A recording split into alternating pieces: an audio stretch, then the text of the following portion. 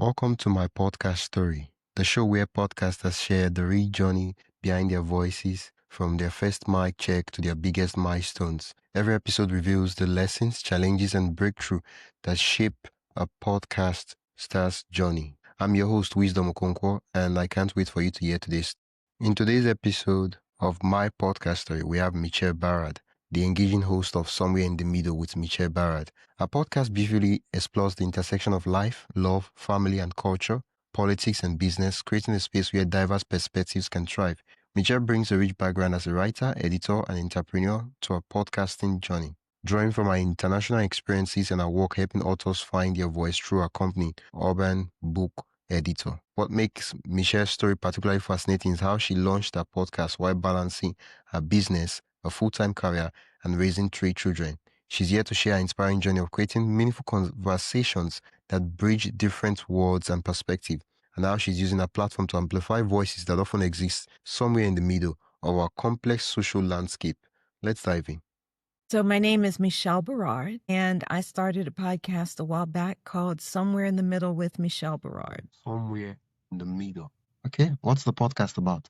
Because right now I have no clue. Okay, well, Somewhere in the Middle. Well, first I should start by saying I was not intending to be a podcaster. A friend of mine I worked with said, you would be really good at this. And she said, do you want to try it? I'm like, sure, why not? And what I got to do was I got to interview writers, business people, coaches, and let them share their journeys. And it really resonated with me for a lot of reasons. One is I always learned something from one of my guests. It didn't matter who the guest was, I learned something that I didn't know. But more importantly, I felt like it was my way to kind of combat this divisiveness that we see here in the US these days.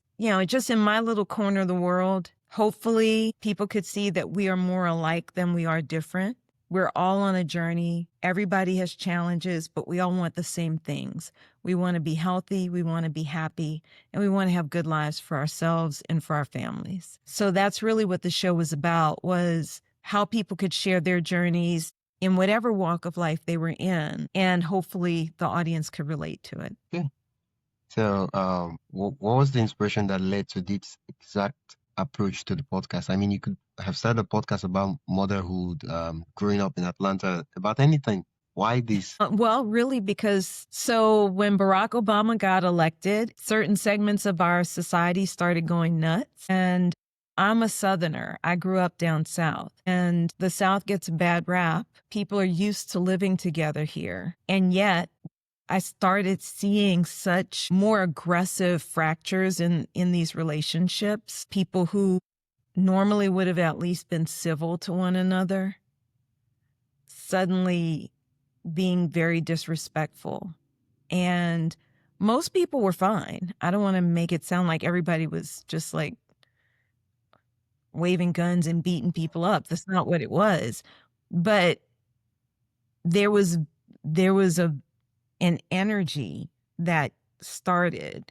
And I feel like it's important for us to know that, or to remember who we are, that we are more alike than we are different. We have a unique situation here in the United States in that race is a component of every single interaction on a certain level. It's kind of the undercurrent of everything that happens politically, financially, in education, in every area of our lives, because of the history of the country and the fact that it was built on slavery, it was built on free labor, and that the people whose ancestors performed that labor have never been compensated for that in any way, shape, or form.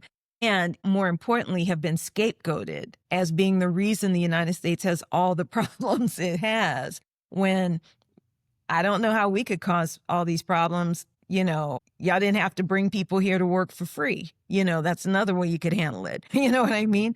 But there's so much that undercurrent. It's the undercurrent of everything here, and it's not just down South, it's the whole country. I've lived in a lot of different places. I've visited a lot of different places. I've lived outside the U.S. and I've seen that we have something very unique and challenging to deal with. And unlike some places like South Africa, right? South Africa at least had Truth and Reconciliation. I'm not saying that it was perfect. I'm not saying that it was, it fixed everything, but at least there was an acknowledgement that there was a problem by most of the society, right? And that just the acknowledgement makes a difference where you don't have that public acknowledgement here. So there are a lot of things. And I think that that's really what it was that inspired me to go ahead and do it when I was invited to, was to see how I could help in my little corner of the world. Yeah, I noticed that there are so many problems in the world and in our local community and our state or in our own countries. But for some reason, there are peculiar problems that scream, that call out to us, right? That we notice. It's not like we can't see all other problems, right? Of course, I would interview someone else in Atlanta and they would tell me, oh, I saw this stuff about this and I decided to start a podcast about this. And then you wonder, why didn't you start a podcast about this thing she started a podcast about? No, it's like this is the problem that called my name. I don't understand Well, what I'm saying. no, and I don't know that it's an issue of problems per se.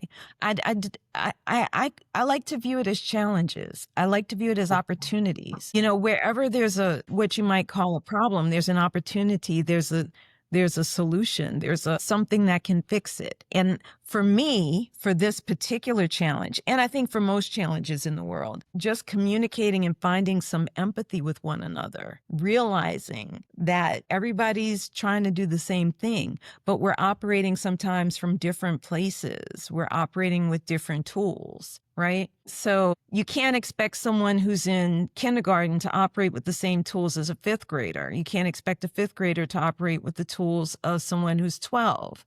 The same type of, it's that kind of concept. And so I think I just hope that we can inspire people. I hope that we can get people thinking. I think that when people are individuals, they're very smart. And when they get into groups, they're not as smart. So if we can catch them with a podcast or something like that and just get them thinking about things, then maybe they can see things a little differently. Yeah. How old is the podcast? So I did 8 seasons. In fact, I just wrapped up that podcast in December. Wow. What do you mean by wrapped up? I don't understand.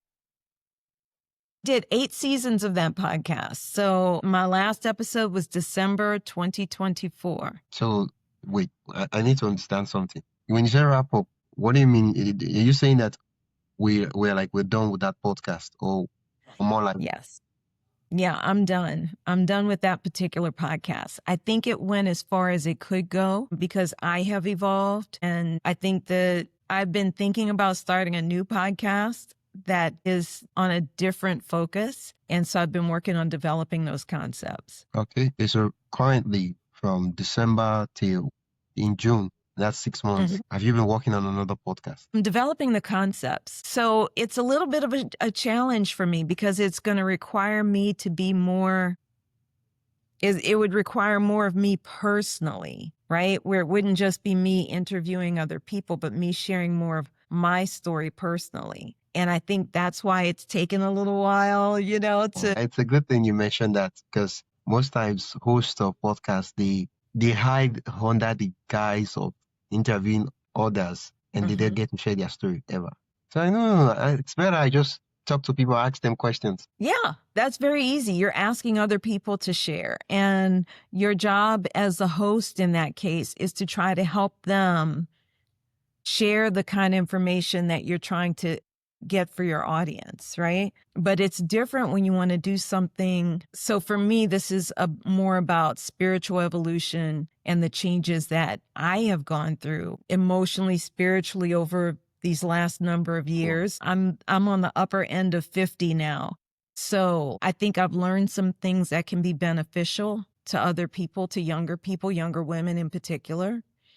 And I think it might be time to share that. Yeah, that would be a fantastic podcast. Like the concept alone, I'm just like, wow, that's interesting. So, well, you could, if you need, what you could do is you could find someone who would be willing to ask you questions. It's not, they're not the host of the show. Let's be clear on that. But, you are the host, you are the star, but they get to ask you the questions and you just you just do your thing. I don't know if it makes sense. That's an interesting thought. I hadn't considered that concept. What I was thinking was that maybe I would still do some interviews, but that the beginning and the end of the show would be me kind of talking about the theme of the show and how it relates to me personally and how I think it can be, how I think it relates to my audience, then having the interview part, and then afterwards kind of having a wrap up where I'm talking again. I haven't worked through the details yet. Yeah, yeah. I mean, that's an idea. But the kind of podcast you're doing, I don't want to use the word easy, but I feel like it's about you telling your story and sharing Mhm. what you've learned from the years. So it's not like these other podcasts where we have to like analyze a ton of data, do research, drill down and other stuff. Of course you do research, Yeah. but you're sharing stuff from your own life, the things you've experienced, and no one can Mhm. tell it better other than you. Like, I mean, yeah. So it should Yeah, be, but no, I agree with you. There's that part, but there's also that sometimes it helps to have someone else contextualize it with you, kind of to discuss back and forth. So kind of like what you're talking about, but more like a discussion, less like a yeah, interview that's process. That's true. This challenge you have right now, I know that the other hosts who have this challenge, right? If there was maybe someone that that resonated with you, you could swap such that they interview you on your podcast and you interview them on their podcast. So that way you help them contextualize their own idea and they help you contextualize your own idea. Does it make sense? Yeah, I understand that. So basically, kind of partnering with other podcasters who are interested in the same things. Yeah. Yeah.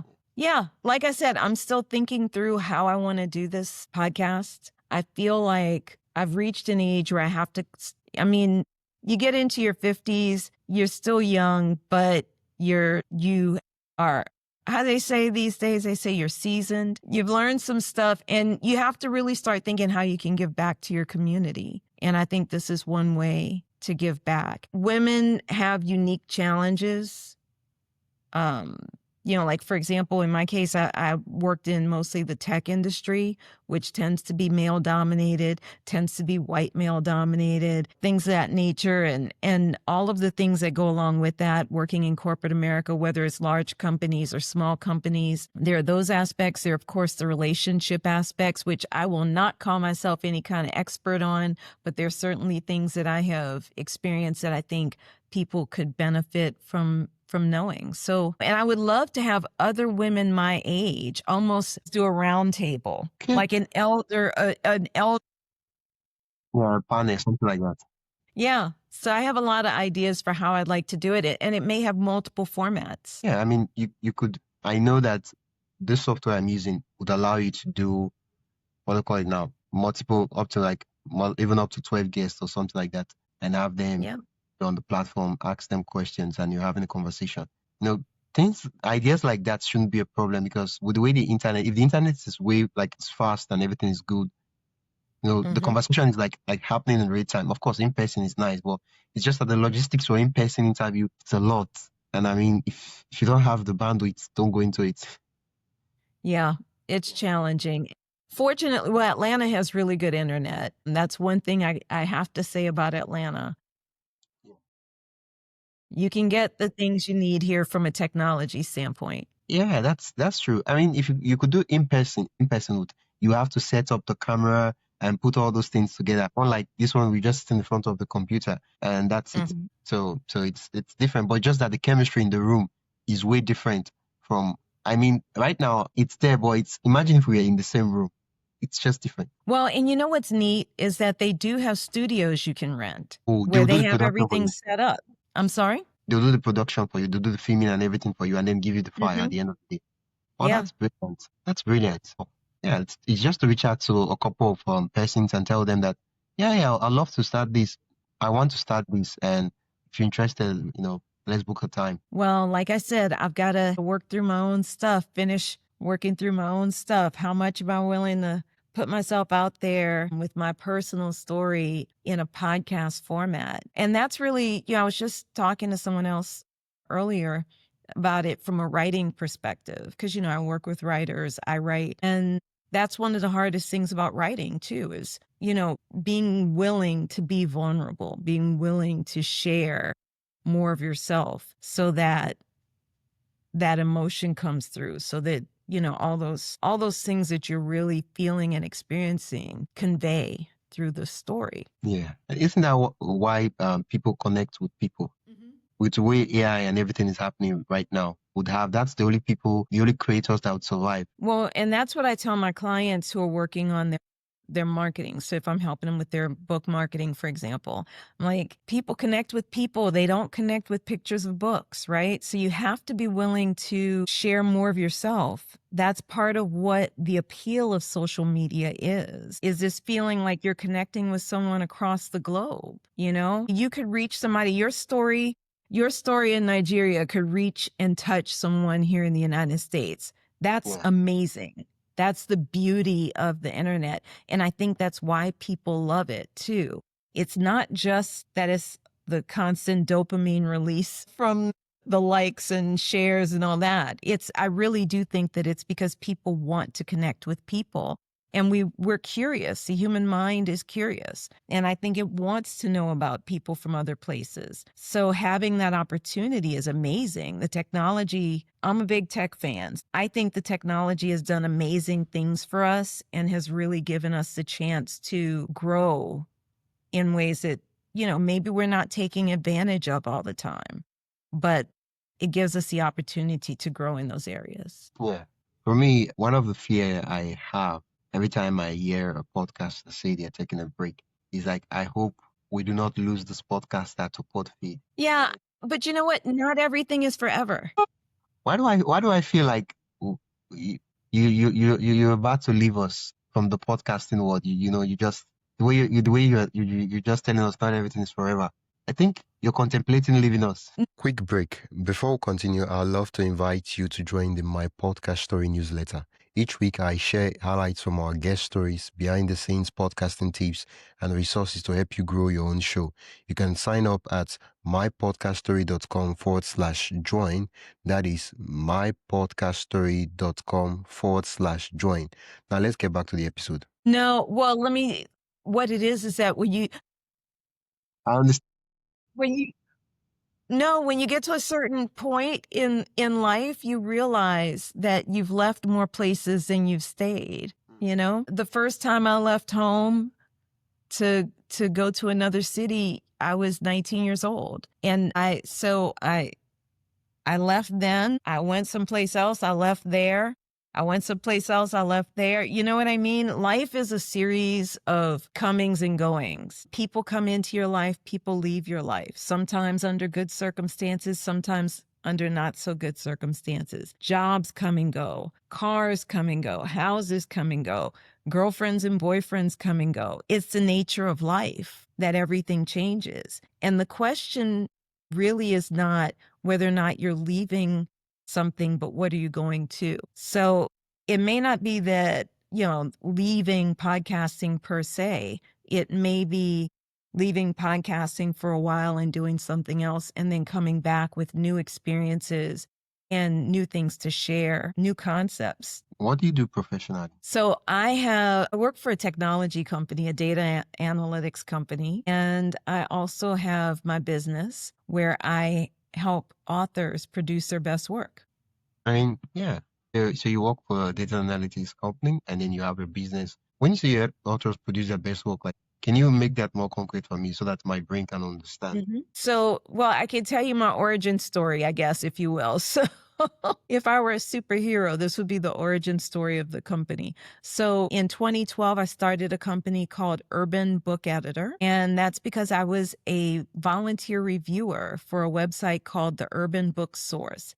And they would send me maybe 3 to 5 books a month, and I would read them and write reviews. And at the end of my reviews, I often found myself saying, edit, edit. And then one day I said, Michelle, why are you complaining? Don't be part of the problem, be part of the solution. Maybe people don't have access to affordable editing services. So that's when I started Urban Book Editor in 2012. And a few years later, around 2018, I realized I was doing much more than just editing books. I was coaching, I was doing book marketing work, helping people develop book marketing plans and strategies. And I decided to rebrand under my name. So the company is now Michelle Berard LLC. And so I help authors produce their book through, I don't do as much editing now, but I still do layout. I do some cover design. Many, many years ago, I was a graphic artist. So that's parts I still like of that kind of work. And I develop marketing plans, book marketing plans. And then, of course, the tech side comes in because I do websites for my authors as well. Okay. Um, the reason I asked what you do professionally is I wanted to see if what you do professionally has any way to, if it has any connection with what you did on the podcast somewhere in the middle. Well, it did, actually. I interviewed a lot of authors, lots and lots of authors, business coaches, executive coaches, just entrepreneurs in general. Yeah. Now that the podcast, you wrapped the podcast in December. And how did the podcast do during its, the time when you were producing, interviewing? I want to look at it two ways. First, I want to look at it, how did the podcast perform? And how did the podcast work on you? So we'll take it, the first part will be, how did the podcast work on you? What was the changes, the thing you discovered about yourself when you went through the process of making the podcast? The main thing I discovered was that my desire to leverage technology to the best level I could caused me to take more time than was maybe necessary to produce the podcast. Because I like, and I'm discovering this could be actually a sign that I'm on the spectrum somewhere, just in the stuff I'm reading. I have this desire for things to be a certain way. Things need to be structured a certain way. And that is one of the blockers that I learned that I have, is that I like things to be a certain way. And so the podcast, it was very important for me to have the podcast on a certain type of platform that was going to get some of the tools that I wanted. That was, it was just very important for me to have things the way that I wanted them to be. And that ended up being a bit of a blocker. And that can be a blocker for people if they're not careful when they want to produce a podcast. Perfect is the enemy of done. Now, to produce a good podcast, though, you really do want to have certain things. You want to have good internet if you're doing it like this. If you're not in the studio, you want to have really good internet. You want to have a good mic, and you want to have good video if you're going to be sharing video. But other than that, you don't really need to have a lot of bells and whistles, I actually went through the process of trying to get the rights to certain music, and initially being told I could have it and then being told I couldn't, and all of that stuff. It's a lot if you decide that you want things done in a very, very particular way. So I think that was one of the things that I learned, that it's easy for me to have blockers because of that. I also learned that I like learning from different people. I already knew that about myself. I tend to have a curious mind, but I think that desire to learn from my guests is what kind of inspired the questions. I like things to be very conversational, like if we were sitting over a cup of coffee. And I think that helped a lot in terms of the way that we approached the interviews. And so I've got some really good interviews that were spontaneous, and that, I think sometimes people shared things they didn't think they would share. So what about the podcast performance? Now, you know what? I don't even know the numbers. I know that I was eventually invited.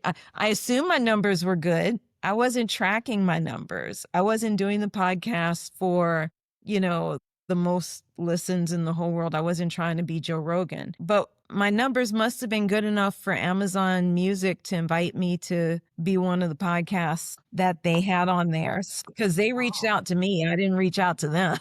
So that was kind of cool. So I had a steady listenership. The podcast is still there. It's hosted on Podbean, and it's syndicated through all the things, Amazon Music eventually approached me. I was on Apple Music already. I was on Spotify, TuneIn, just all of the places. So in order for me to pull all those numbers together, that was beyond the bandwidth that I had. Maybe that's a project I can have for this summer, to go back and pull the numbers and see what they actually. You work for a data analytics company.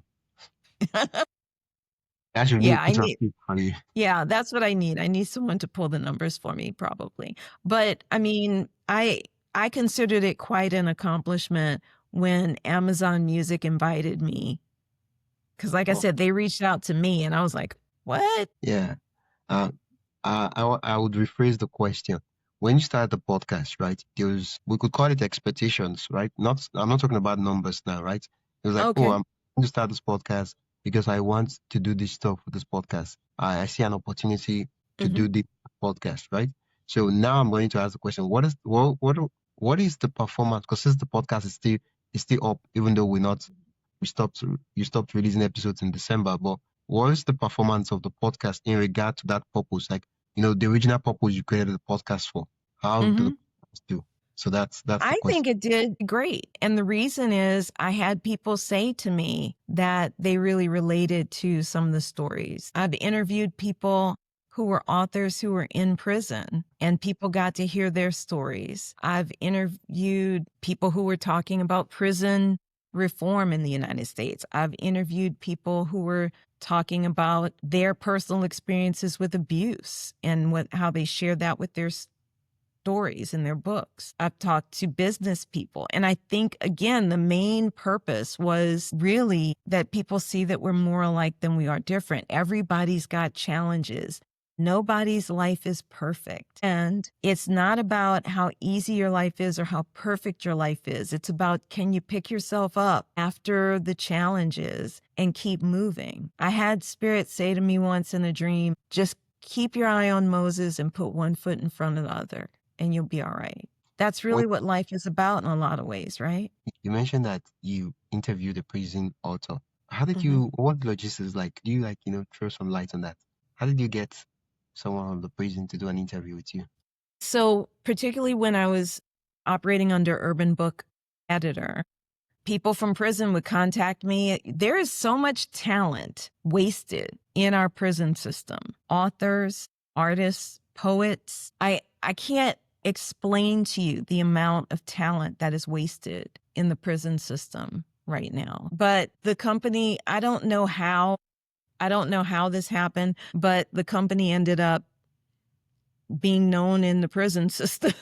And I would get letters from people from prison wanting to get their books edited, or they would get their girlfriends to call me or their wives to call me. And that's how I ended up working with authors in prison. I've worked with several authors in prison, as a matter of fact, in different states. The logistics varied because to contact me, often they would have to have a wife or a girlfriend. It was the men mostly who were writing these books. I did have a few females write me, but they never came through with their books. I think by the time we were able to, you know, if they get moved from one prison to another, their mail can delay. So if you write me a letter, I get the letter, I write you a letter back, and you've been moved, you may not get that letter for a month. So I think that's the kind of thing that happened with a lot of these folks too. But yeah, the men always had help.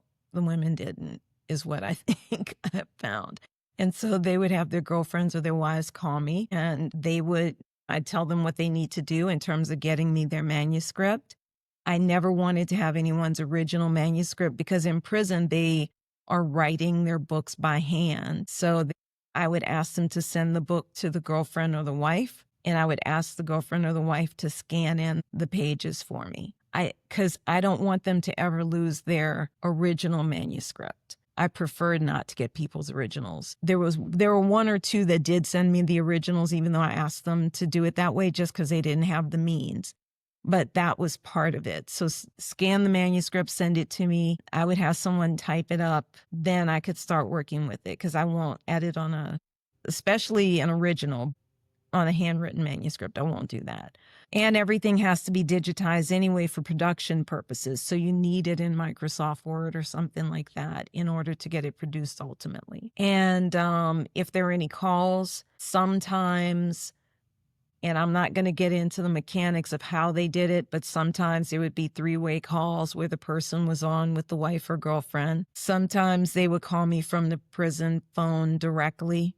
And in fact, that's how I did a number of interviews. I'm saying a couple of interviews was where they called me and we did the interview over the phone. Oh, I needed to like drill down on that part because of I wanted to figure out the logistics of how that could be done, just in case in the future I have an idea for talking to someone in the prison. Because, like you said earlier on, there are so many talents in the prison system that nobody talks about. Yeah, I am of the opinion that a lot of the people who are in prison are in there because they're really just too wicked smart for their own good. I think a lot of them ended up in prison because were they were so smart and didn't have the guidance and or the resources to put them on a better path. You know, that is my opinion. I mean, just based on the people that I have met in the prison system, and the authors that have come through my company, I just feel like the ingenuity that's required to live in the prison system in the United States. I can't even imagine. I mean, how people this smart, this clever, this capable, what they would have done if they had had more resources and more guidance. So far, you've been should I call it a break? I don't think it's a break. More like, it's about 6 months, right? And you mentioned earlier on that, you've been coming up with some concepts and some ideas for the podcast and all that. Have you been promoting the podcast, or you just like, I'm done, and let's move on to something else? No, I mean, there's still promotion that goes on for the podcast. In fact, I was really pleased, if I may say so, I was very pleased with the last episode in particular. The last episode was with Julie Edelman. She's the author. She was known as the accidental housewife back in the 90s, and she's written her first novel. And I think that it was a very appropriate, very apropos, as they would say, final episode. And so there's still promotion that takes place. There's still marketing that takes place for the show, but it is not my primary focus right now.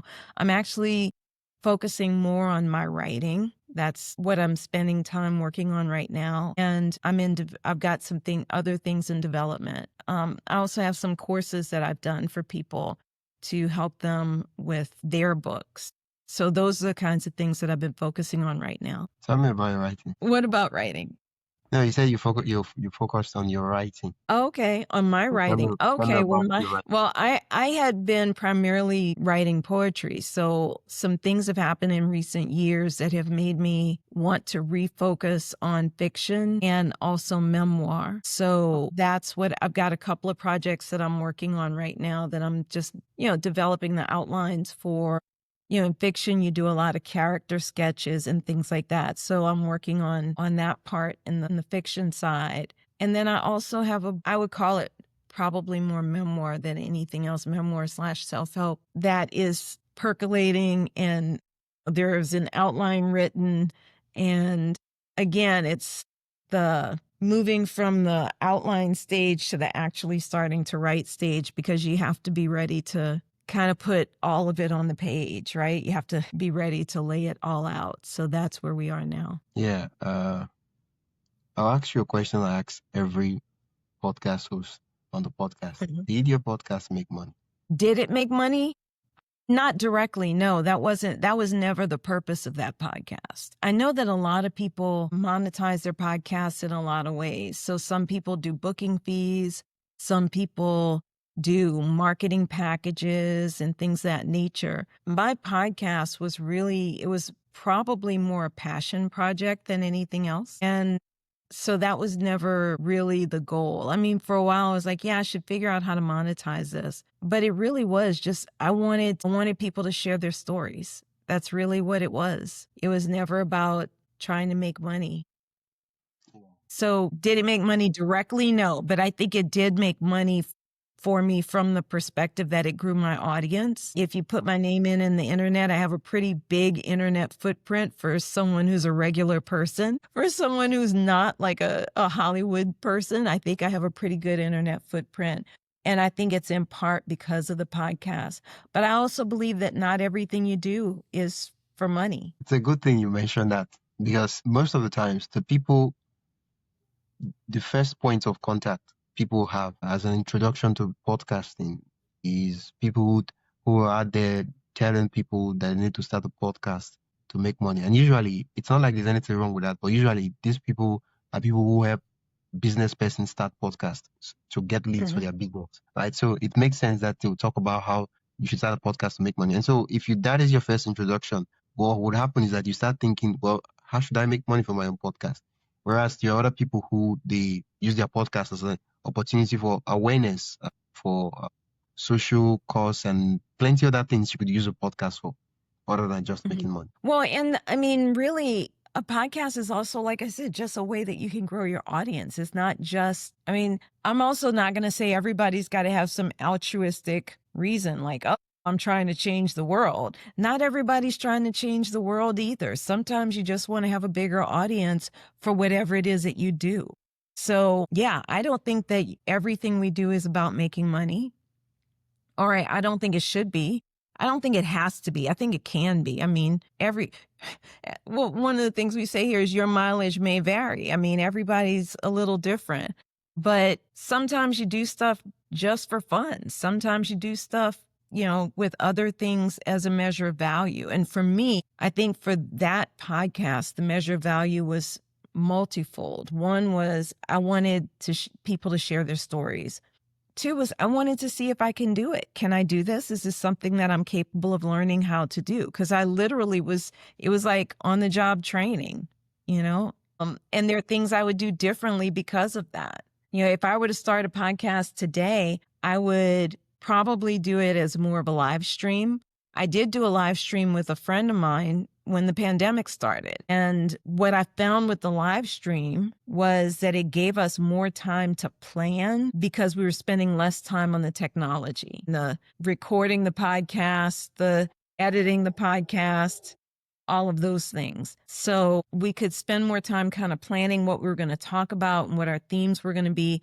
And that was really important to us to do that podcast. Again, not monetized in any way, but it was when the pandemic started and there was so much misinformation here in the United States. And we wanted to help people have real information so that they could make informed decisions.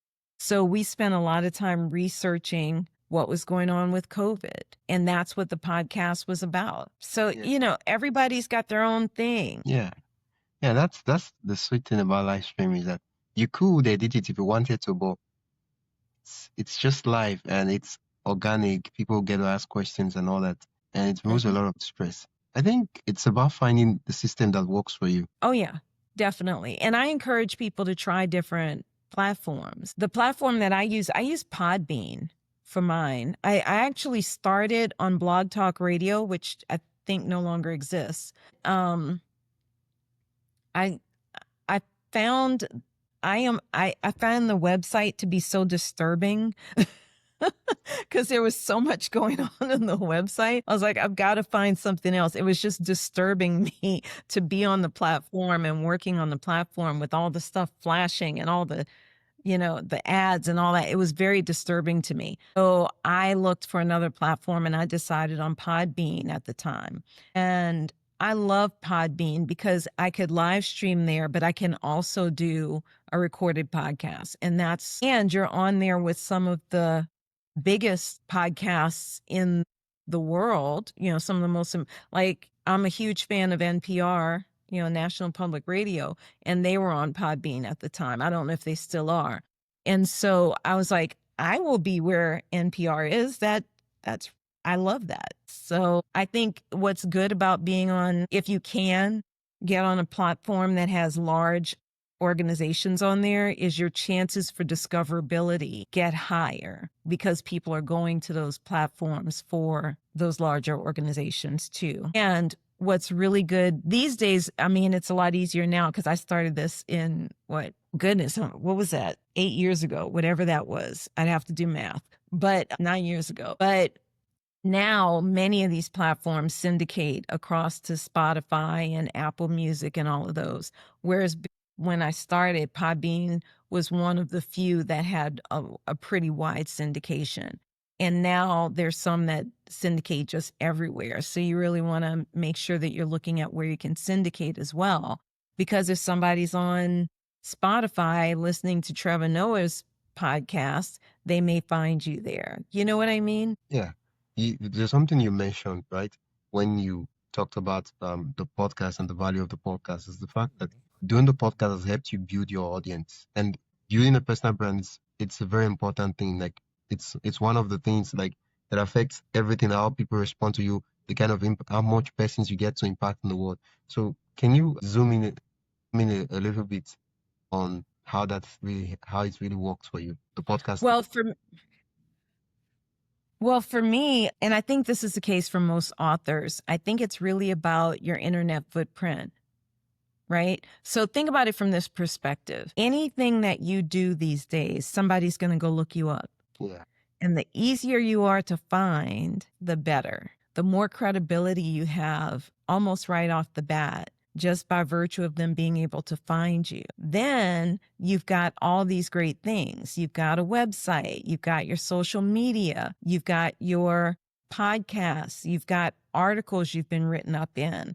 All of these things kind of form your online persona. And that helps you, whether you're in business, whether you're a writer, what have you. It helps to grow your audience, but it also helps to give you legitimacy. It helps people to be able to find you and know, number one, you're a real person, you're not a bot. Number two, they get to learn more about you. And people these days like to know about you.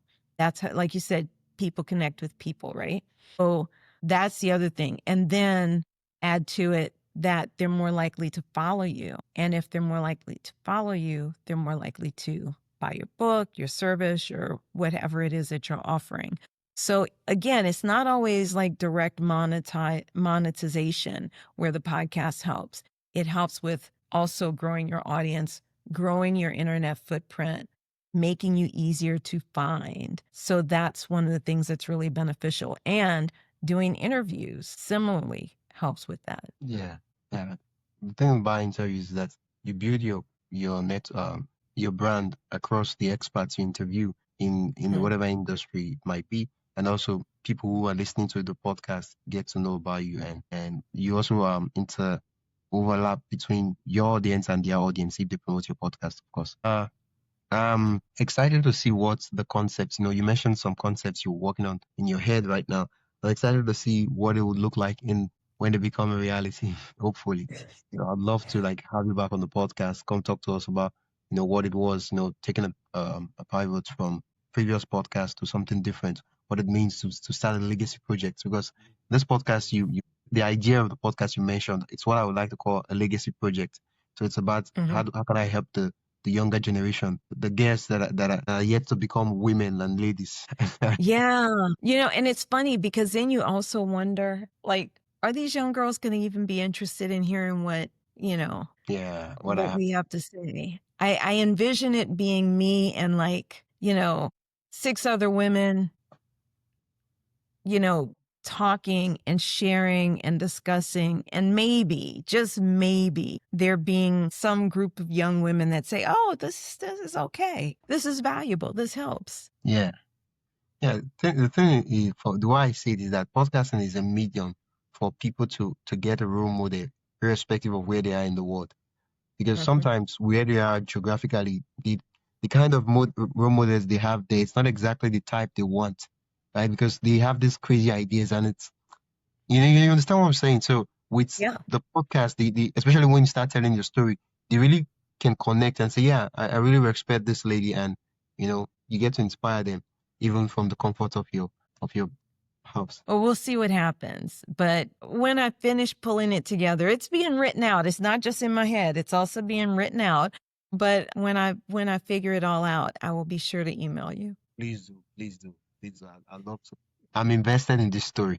That's why it will make me really, really sad if at the end of the day, podcasting becomes one of the things you leave behind. Please, I'll be sad. I'll cry. Well, don't say that because if I didn't go back to podcasting, I promise I'd be doing something else just as interesting. I know, I know, but I'll be sad. I'm already thinking about that. Tears is welling in my heart. I'm just kidding. But yeah, I'm kidding. Of course. Okay, what's an advice you would love to give to people who are just more like how old is the podcast now? It's about help me out here. It's about 8 years. 8 years. 8 years for the podcast. Yeah.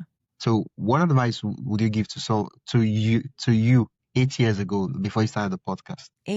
At the beginning of the podcast, what would I have advised myself? I would have advised myself to not stress as much about it, to take it easier, because I made it more work than it had to be toward the end. I think that was really probably what made me say, okay, I need to do something else for a while. Thank you so much, Michelle, for sharing this advice. Yeah, I'll put that at a very special place in my heart, that don't stress yourself too much. Well, I have a client that I work with, and he always says, the question you got to ask yourself is, are we having fun yet? So if you're not having fun with it anymore, then it's time for something to change. Okay. Yeah. Thank you so much. I'm really glad that, every time I talk to podcast hosts, I'm getting different perspectives, and I'm opportuned to hear different podcast story, and everyone is as special in its own right as the aspect as. Yeah, everybody's got their own thing. That's what makes life so interesting, right? Yeah. For those that have listened to you and they'd love to check out the podcast and also check out what you do, and kind of like, keep a tab on you and see if you do eventually will start a new podcast or do something else.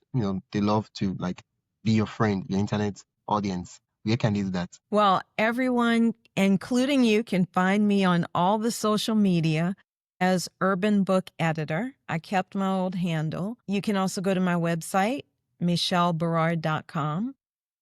And I also have something for your audience. I wanted to give, I don't know if any of your audience members are also aspiring authors, but I wanted to offer free access to my marketing plan blueprint mini course that they can access at rebrand.ly/mpb, my podcast story. And that way they get free access to just a little mini module that gets into the marketing aspect. And it's valuable not just for books, but also for just thinking about marketing in general. Yeah, thank you so much for that gift. Well, and make sure you follow me on social media. That way, when I do my next thing, you will know, because that's where I'm going to announce it. Thank you so much, Chair. It's been fun chatting with you. Thank you. I appreciate it.